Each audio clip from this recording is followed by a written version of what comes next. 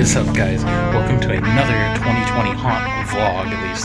That's what I'm calling them. Not an accurate description, but I'm trying to capture the spirit of the whole thing. As you can tell, I am here in the name of all things that is spooky to bring you Halloween content regardless. I'm glad that you guys liked the first video. It just goes to show that we do need a reminder, that Halloween is still happening, regardless of obvious restrictions. So let me just... Alright, so I am excited for this videos because I can kind of take a shot at some new formats, so I can take you guys a little deeper into the history and experience of Knott's Scary Farm. As much as I'm missing the season, it's nice to be able to come at you guys with a more level head than if I was coming to you straight from the park on, one leg, 3 hours of sleep, held together with duct tape, caffeine, and painkillers.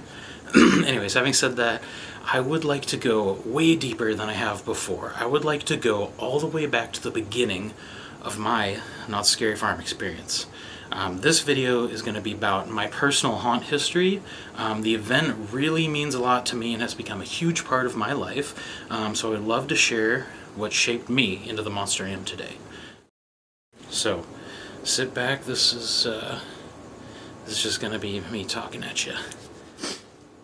Alright, so we're going to go back, way back to 2004. I was 13, I was in 8th grade. This would be the first year that I would attend Knott's Scary Farm. My best friend at the time was like, hey, I'm going with a group of friends, you should come too. I liked Halloween. I was into candy and costumes and, making mischief and staying out late. This new thing sounded great, but I just really didn't know what to expect. The horror movies that I grew up with were like Young Frankenstein, Rocky Horror, some older black and white ones with like Vincent Price. Scary Movie. I was not familiar with the modern horror at the time, which was like Scream, Final Destination, The Ring, all the torture porn like Hostel and Saw. Yeah, I didn't know about that stuff. I was just going to have a good time. It was not on my radar. As soon as I walked in the gates, I was just in awe. I was astounded by just being immersed in this, this place that looked nothing like the Knotts I was used to during the day. It was a completely different Halloween experience than I had ever had. This was not the Great Pumpkin. This was like a total sensory overload. My brain was not ready to process all this stuff that was happening. Frankly, I was scared shitless.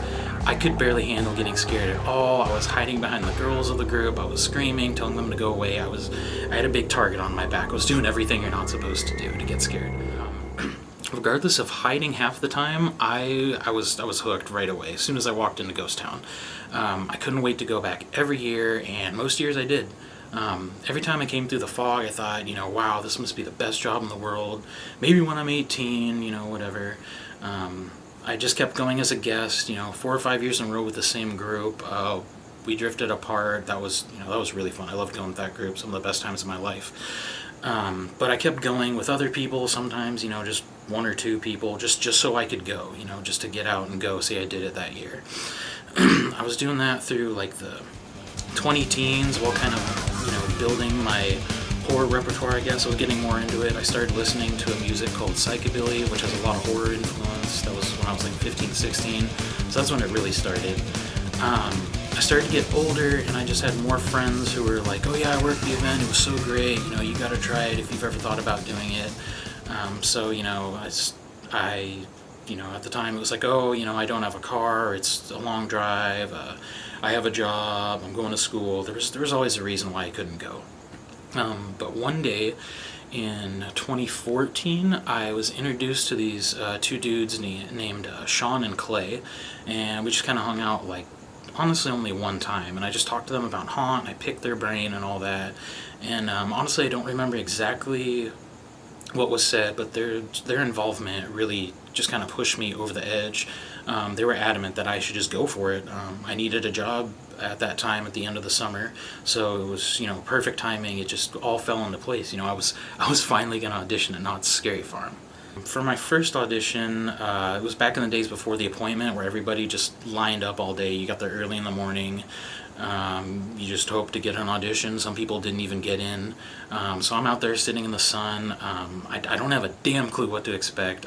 I wasn't even thinking about how to scare people. As you know, wasn't on my radar. I was just there because it sounded fun. So, I'm waiting, and I'm stewing in my thoughts, and I'm just, shitting bricks, getting anxiety.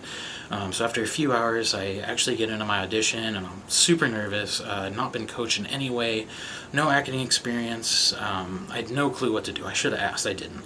I just knew that, like so many people, I wanted to go to Ghost Town. From the first night I walked in, I knew that I wanted to go to Ghost Town. But because I had no idea what they were looking for, I bombed miserably. I had, no clue what I was doing with the characters they asked me to do. They asked me to act as a drill sergeant.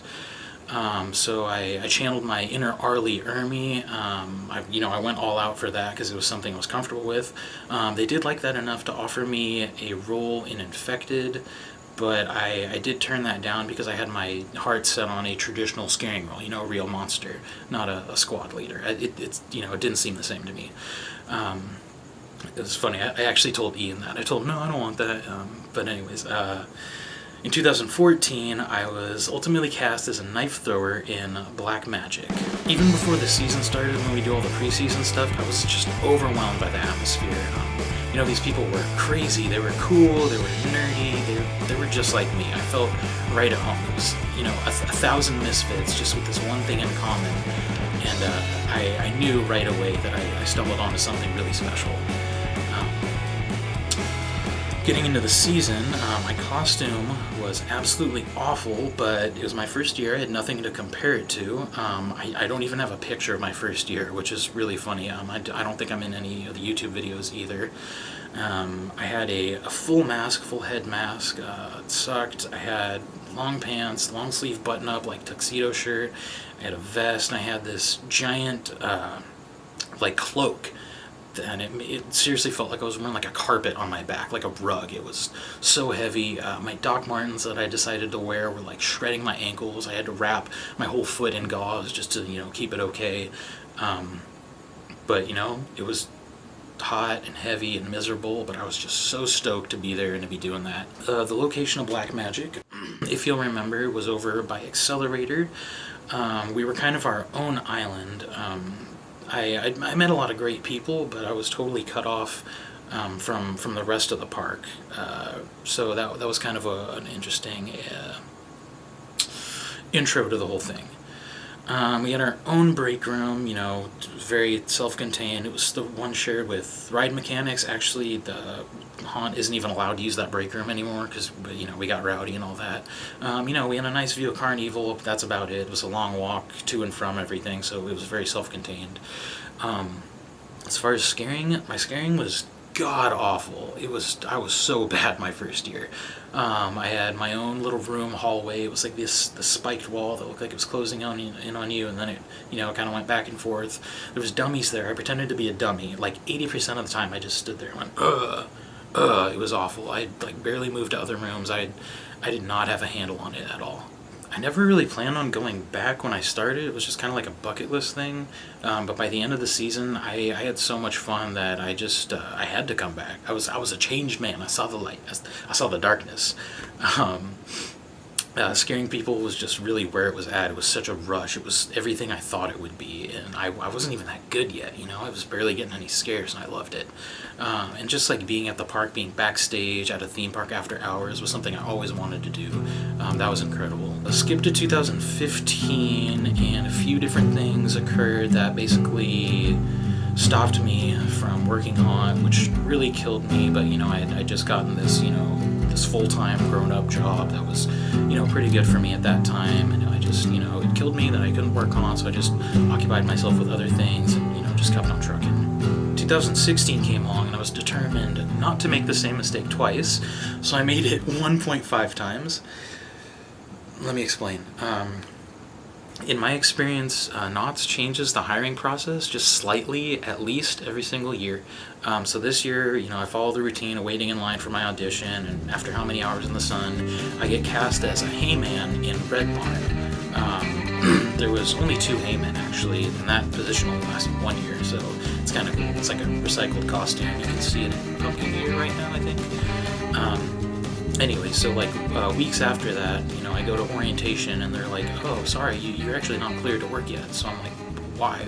Makes no sense. You know, I waited in line, all that. They're like, no, you didn't process. And I was like, no, but I waited in line. And then I was like, oh no, I forgot to come back to file all my paperwork and everything. You know, I was so stoked on actually getting hired again. I forgot to do all that. So I really shot myself in the foot, and I ended up getting there on the 3rd weekend. But, you know, I was there. I was ready to scare. I was in it. Red Barn. I understood the story of the maze, and I thought it was fun, like a nice classic thing. But I struggled to see how my character fit in. I didn't really get my costume either. It was just kind of like this long gold, tan, brown robe thing, like almost like a ghoul costume or something. Best costume ever, by the way. It was so light, not hot at all. I wore shorts underneath. It was great. We also did our own makeup, which was just kind of like dirt and blood, so just like black and red, but that was fun because we got to change it up, we got to do it ourselves. It's a very unique spot. They really don't usually let you do that. So that season, I really just decided to work on improving my scares generally, since my character was up in the air to me. Just if I did anything wrong, cast lead would let me know. I made the clicky gloves for the first time. I got all the stuff that I realized I needed in 2014. So I was really prepared that year, which was nice. The crew of Red Barn was really great. The break room was our dressing room, like in the back of the barn, and everybody said it was haunted and all that. So that was kind of fun. Everybody really got along great, and just everybody was scared pretty well too. It was my first time opening a maze, so that's a unique experience. But I think everybody did great. I really enjoyed that. I didn't grow as much as I wanted to as a monster, but what the season did for me is just kind of solidified the feeling of having a family here at Haunt. I was closer to the main area. This maze was very tight, probably just as tight as the time before, but it felt different because I was moving on. I really came out of my shell that year too. 2014, I only talked to a few people. It just kind of was a wallflower. I'm super introverted. You guys probably can't even tell, but like Haunt pulled me out of my shell. I was able to be myself with these people. And just 2016 made me, feel like I was a part of that family, and I didn't ever want to miss a year ever again like I had the year before. So, thanks a lot, 2020. Anyways, the next year, 2017, I was super ready. I'd been thinking about it all year. All these new ways I was going to improve as a monster. I was going to try to get a more exciting character, a more prominent role. In a maze. I think I still tried out for streets anyway, but I knew I was going to be in a maze. Anyways, I had all these ideas of what I was going to do, including the haunt vlogs. I was the first year I did the haunt vlogs. I started my YouTube channel earlier in that year, and I was like, hey, this might be a great opportunity, I've never daily vlogged before, maybe I can. I've never seen anybody do daily haunt vlogs, so guess what? Here I am to fill a niche, and I still haven't seen anybody do any since. Well, actually, people did, but they told us to stop. I'll get into that later. That's more like 2019-ish. So I went to my audition. I I did want to be in another maze again, mostly for the vlogs, but I knew where I stood, and I just wanted to be able to step up my game so that the next year there would be no question of whether I was going to streets or not. As I was waiting in line, everybody was like, oh yeah, we're all going back to Red Barn, so let's do that. I was like, okay, cool, I'll get a different role there, I'll work on it, whatever.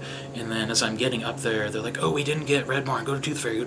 So I was like, okay. So last minute decision, auditioned, kind of got to select Tooth Fairy, got cast as the dentist. So when you get there, when you audition, or it used to be this way, they would make out this little scorecard when you audition and say what you're good at, what you did good. They'd give that to the cast lead so they could appropriately place you.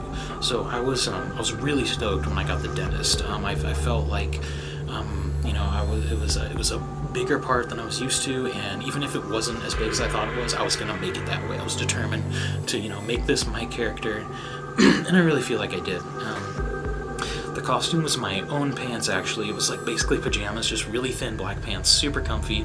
The jacket was kind of medium. I usually wore a t-shirt underneath. I wish I would have worn like Under Armour or something. But you know, the jacket was nice. It was probably in the middle. It wasn't great, wasn't bad. The mask was not as nice as the ones in the past because they lost the original Tooth Fairy dentist masks and they had to make new molds and they were kind of rushed, so that was kind of disappointing, but at least I got to take home my mask and my jacket, as you saw in the previous video. I made these like bloody gloves, just white gloves with blood on them, because you know I was a dentist. I wasn't about to wear latex gloves, so that was the next best thing. I had a cool wrench prop. I had these I had the cool contacts that I really loved that went with my crazy blue hair. I had this shoulder accessory thing that actually wasn't for my character. They gave it to me by mistake. It's for Paranormal, so I had that for like the first weekend or so. That was interesting and kind of fun, but I preferred without it. I had a really great time doing the vlogs the first year. Like I still look back on them and I'm like, wow, these videos, I think they're good. And just remembering how fun that season was is really great. I'll always be able to revisit those because of the vlogs. You know, it's a very emotional experience, Haunt is, so being able to feel those things again it feels important to me. It's a good thing to have. Now, my scaring was just miles ahead from where it was in 2016. I went in there with the right mindset, and I really found myself as a monster that year. You know, I was able to scare alongside of people, work as a team. I went to pretty much every room multiple times. My inhibitions were down, my energy was up. We had a more involved cast lead than before. So all that just made it so I felt like I was, you know, at my best scaring thus far. I really felt like one of the best monsters in the maze. I really felt like an actual vet by the end. I kind of didn't before. It was the last year of Tooth Fairy, and I'm very proud of that maze. I don't remember the Golden Haunt Awards that year, but everybody said that it was the best year for that maze at least, so I'm really proud I could have been a part of that. You know, it was a great maze. 2017 was great, but moving on to 2018, that was kind of an interesting year. If you guys see me like reaching towards the screen, it's because I actually have a teleprompter. I'm trying to get all fancy this year. So in 2018, I felt like I knew I was ready for Streets, and I still feel like I was. But I worked on this character. This character for Ghost Town that was an original idea of mine. I was very stoked on that. I kind of had all these things I did for that. But I went into the audition, and I had like the worst audition I've ever had. I basically had a panic attack in the middle. My voice got all choked up. I like forgot what I was going to do. It was a disaster. It was the worst, and it's the one year where I really felt ready for Streets. I even found out that the character I did was already a character done by somebody else, which I didn't even know. And after finding out, I knew my character was better than that, so it was just this huge letdown. So I was just kind of numb from that, and I went into a maze again, and I was just kind of like, how can I get another shot kind of thing. I got cast as a military policeman in Dark Entities. I was, that felt like another slap in the face. I was pretty apprehensive about that. I tried to look at the bright side. I could vlog again. I could work on stuff I hadn't worked on so much before. I could really perfect being in a maze. So I tried to make the best of it, even though I was bummed at first. Yeah, I was really unsure at the beginning, but I fell into the role of my character, and I really used the opportunity to expand my skills and try to be scary while still being like the very specific character that this was. My scaring didn't grow as much as the year before, but I learned new things that I've been weaker at before. I learned how to scare in different capacity, like as this very very specific character. I became extremely vocal.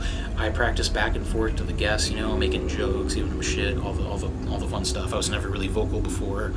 I really felt like we kind of had this responsibility to set the tone for the maze being in the first room. So I really took that to heart, and I made sure I was doing my best while still being scary. Humanoid characters are way different than just creepy monsters, whatever. So it presented a very fun challenge. Let's let's see, they call us policemen, but we're more like security for like the facility that has like the portal that takes you to the space station. So, you know, I kind of used that to motivate my character. The costumes were really cool. They were like legitimate German army officer uniforms. We ordered them from like Europe and they didn't fit right, so that was weird. But we had these nice uniforms and this stupid, shitty like airsoft paintball helmet that was like, it looked cheap compared to the suit. It was kind of awkward, but it wasn't a terrible costume. It looked really cool. It was not terribly uncomfortable. It was very warm just because it was like thick, probably like cotton or something like that. What else? I brought in my own gloves, knee pads, no contacts this year because they were just kind of a pain in the ass. We had these really cool pins made that we put on our lapels that had like the logo for AXEC, which was the, you know, the Dark Entities ship, company for the ship. So that was a nice touch for the person who made the pins. We really needed a gun, to be honest. It was really weird, just kind of like, you know, we look all like tough military guys and there's nothing in our hands, like not even pull an ET or give us a walkie-talkie, like something. But you know, it was whatever. That makes us great because I got in really tight with the crew, especially my fellow policemen or security, whatever you want to call them. That was really fun. You know, we hung out during, after, we spent a lot of time together. So, you know, even though that you know, I thought that year was going to suck, it actually turned into be a really fun year. And it really just assured me that, you know, the next year I would finally be going to streets. Another cool thing I did that year was I shadowed my cast lead for one night because I've been thinking for a while about my future with Knots. I want to be there longer. I want to do more stuff.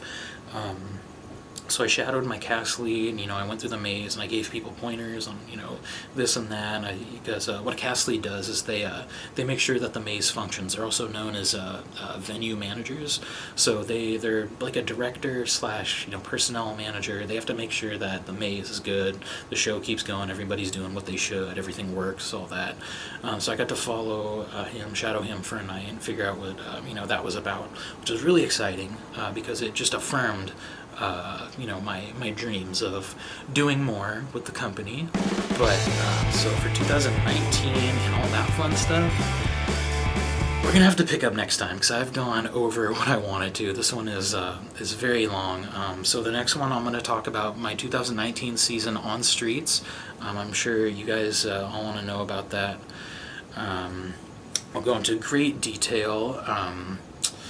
Let's see, if there's anything else you guys want to know, if there's something I didn't mention, or just general things, like seriously comment, because these vlogs are another way where I want to, you know, try to answer your questions or give you more insight. So, you know, I'll try to address that in the sequel of this vlog. Please comment below. In addition to commenting, make sure you like, share, subscribe so you can be notified when I draw part 2 of this video, and then I have another video that I've really been working on. I'm really excited for that. It was supposed to drop before this one, but so much work is going into that. You guys are going to like that one. Oh, anyways, oh yeah, take a look at my Etsy shop too. My haunt stuff is really going fast because, you know, people have been watching my vlogs and going to my shop and buying up the limited amount of stuff I had. I was going to get more this year, but obviously I can't right now. I'm going to leave a link and a coupon code in the description.